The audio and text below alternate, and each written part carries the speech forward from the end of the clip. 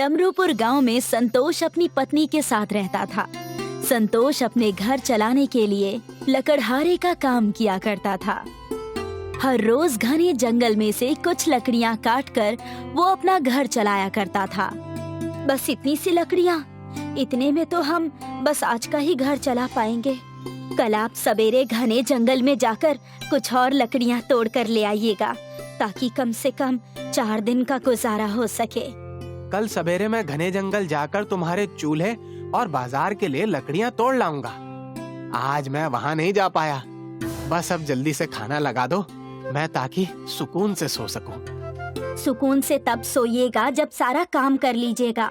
सबसे पहले जाकर जंगल से लकड़ियां तोड़ कर ले आइए, इससे हमारे घर में कुछ तो अच्छा होगा।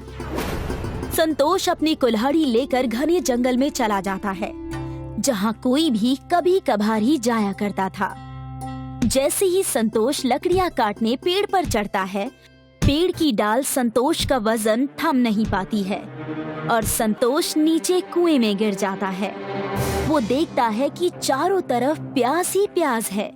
कुएं के एकदम अंदर और एक आवाज आती है, शांत हो जाओ, हड़बड़ाओ नहीं, मैं एक जादुई कुआं हूँ, डरो मत। अरे क्या मतलब डरो मत? यहाँ मेरे प्राण संकट में है और तुम कह रहे हो कि डरो मत। तुमने मुझे अंधेरे से आजाद किया, इसलिए मैं तुम्हें वरदान देता हूँ। इस कुएं के प्याज भी जादुई हैं। इसमें वरदान है कि जो इसे खाएगा वो 2 हो जाएगा, यानी उसकी एक और छवि बन जाएगी, जो उसके जैसी ही दिखेगी और उसी ही की तरह काम और बातें करेगी। अगर ऐसा है तो मेरी बहुत मदद हो जाएगी।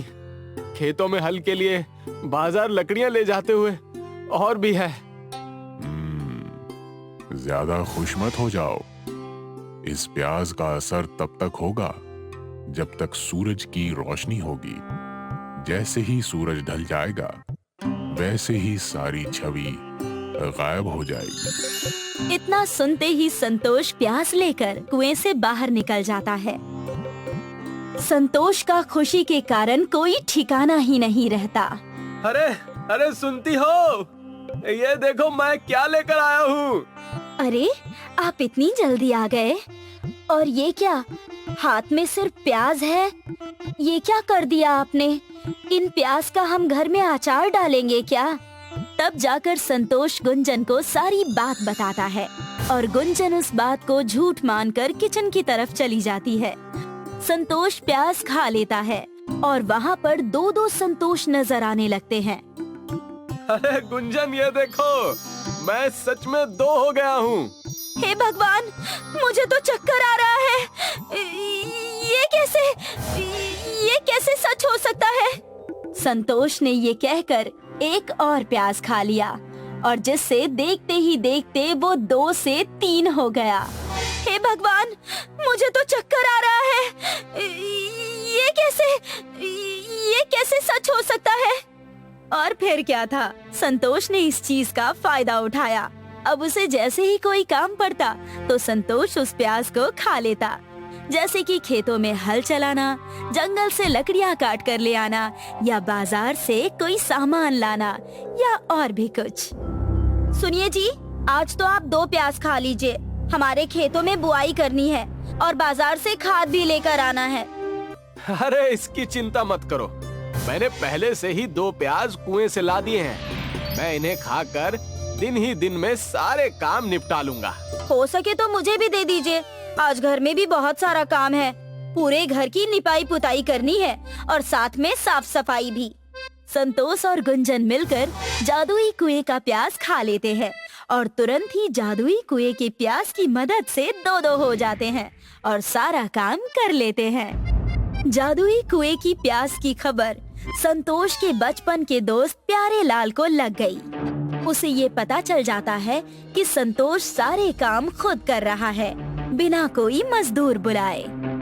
इस संतोष का तो कुछ करना पड़ेगा। पूरा खेत अकेले ही जोत दिया, बिना किसी मजदूर को बुलाए। देखते ही देखते झुग्गी झोपड़ी से एक अमीर घर बना लिया, वो भी कुछ ही दिनों में। ऐसी कौन सी चीज उसके हाथों में लग गई है? हाँ, अरे वही ना भैया, उस दिन मैंने भी देखा, एक गाड़ी लेने की बात कर रहा था। ये सब कुछ देखकर प्यारेलाल संतोष का पीछा करता है और पीछा करते करते उसके घर चला जाता है और वहाँ जाकर देखता है कि संतोष का घर पहले से बहुत अच्छा और काफी बड़ा हो गया था। जाइए और जाकर कुछ और प्याज लेकर आइए ताकि सारे काम हो सके। अरे हाँ हाँ भाग्यवान, मैं जा रहा हूँ।